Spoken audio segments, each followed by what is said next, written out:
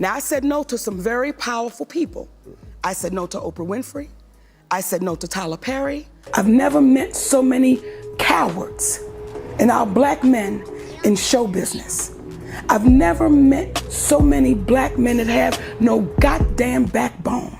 And when I heard you go on the air and you said, my sister done burnt too many bridges and there's nothing I can do for her now. Steve, do you know how hurt I was? Come, when people say, why didn't you talk to him privately? I gave him the opportunity to do that. My texts and my calls went unanswered and unreturned. Steve, my family is suffering behind this, and y'all know I did nothing wrong. To every single millennial out there, a Steve Harvey special is the height of controversy. But recently, things took a bizarre turn after the show went sour because of Harvey's back and forth with a guest. That's right, I'm talking about Monique, who was featured on Steve Harvey's show and really let him have it about how he was part of the problems the industry currently faces. But even more so, because the comedian seems to believe he might have had a hand in her conflict with Oprah.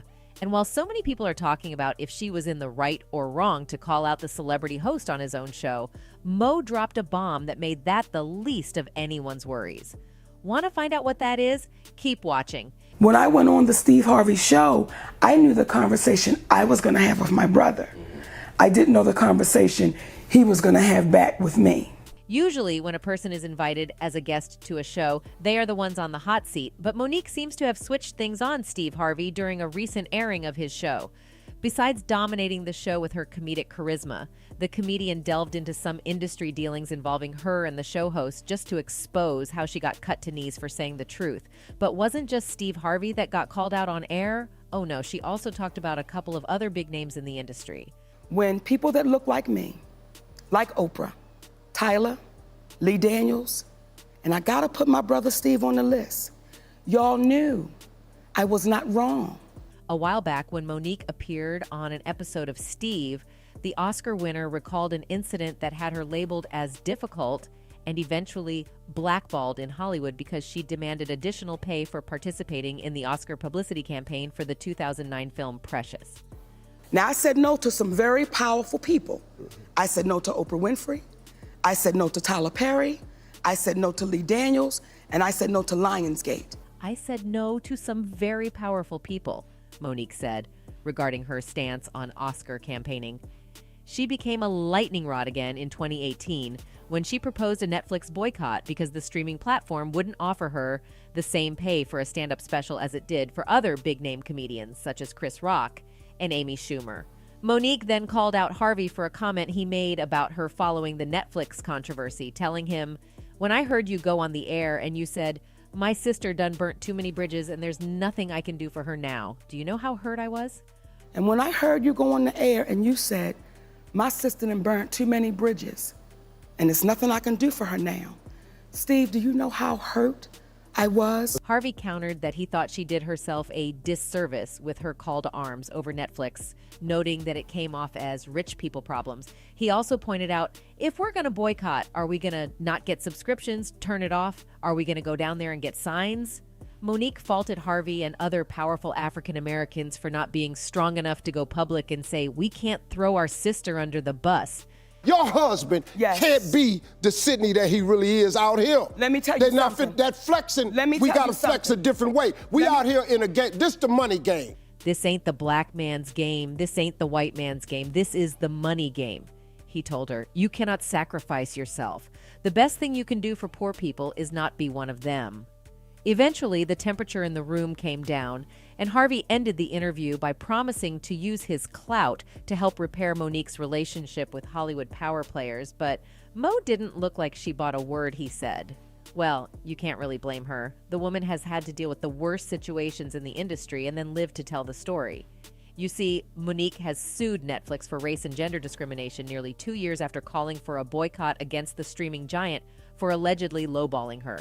In a lawsuit filed against Netflix in Los Angeles Superior Court, the Oscar award-winning comedian claims the company offered her significantly less money for a comedy special in comparison to her fellow male and white comedians. It would kill me not to say the real shit. You are not paying me equally. You are not treating me fairly. So y'all can suck my dick if I had one. Despite Monique's extensive resume and documented history of comedic success, when Netflix presented her with an offer of employment for an exclusive stand-up comedy special, Netflix made a lowball offer that was only a fraction of what Netflix paid other non-black female comedians. The lawsuit says, citing multi-million-dollar offers for talent including Dave Chappelle, Amy Schumer, and Ricky Gervais. When she complained, Netflix allegedly failed to continue negotiations, which would have been the usual practice in Hollywood. Monique's lawyer, David DeRobertis, said in a statement that Netflix sought to convince the court that shutting down good faith negotiations because she raised concerns about pay discrimination is not retaliation under the law. The suit further claims Netflix has a corporate culture that tolerates racial insensitivity and impropriety, lacks diversity, and underpays women and minorities. It cites the revelation last year that actor Matt Smith was paid more for his supporting role on Netflix's The Crown than actress Claire Foy was paid to play the title role.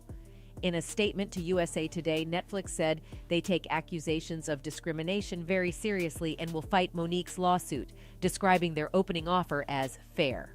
In 2018, while calling for a boycott on Instagram, Monique questioned why Netflix was willing to negotiate with Schumer, but not her. Amy Schumer was offered $11 million. Chris Rock and Dave Chappelle, $20 million. Then Amy Schumer went back and renegotiated $2 more million because she said, I shouldn't get what the men are getting, they're legends. However, I should get more, and Netflix agreed. Monique, who won an Oscar for Best Supporting Actress in 2010 for her role in the film Precious, added, why shouldn't I get what the legends are getting? So no, I was not blackballed. I was whiteballed. And while she did eventually win that case, it proved to just be one of many hurdles she was to face in the industry. But what seems to have made things even worse for her at the time is that her next set of challenges wasn't race-related. Oh no. In fact, it basically came from fellow black people she expected to have her best interest at heart. See, just like with her recently exposing Steve Harvey, Mo has been trying to tell the world just how horrible the entertainment industry really is. And that only became a priority for her when she allegedly got blackballed after turning down the industry giants.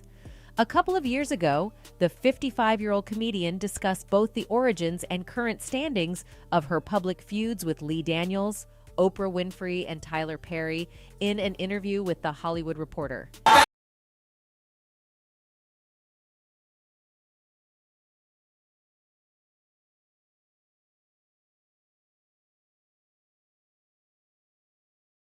In 2004 when she met Daniels. The following year, she appeared in his directorial debut, Shadowboxer. From there, Monique says, she and Daniels never stopped communicating, all the way up to her starring role in the 2009 film Precious. The film quickly earned critical praise and was part of the awards season discussion, something that Daniels, along with producers Winfrey and Perry, wanted to capitalize on. Monique declined to go on a press tour without being compensated for her time, and thus the rift began. When Monique refused to get on a flight to attend the Cannes Film Festival in support of the movie, she claims Daniels told her in a phone call, "Mama, I agree with what you're saying. I just don't think it's going to play out good for you."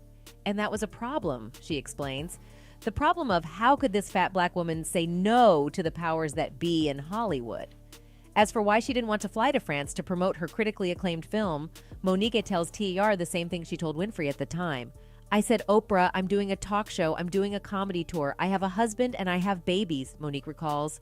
"I have a little bit of downtime and I'm going to take advantage of it. So I'm not going anywhere because I'm not obligated to go anywhere. I've done my part."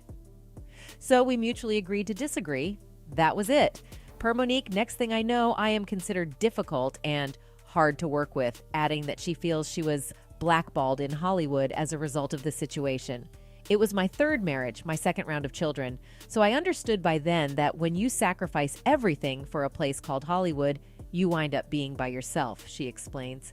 "I know the history before me, I know those stories, and not only did those women die broke, they died brokenhearted. They died lonely because they gave everything to a business, and in the end, it gave them nothing."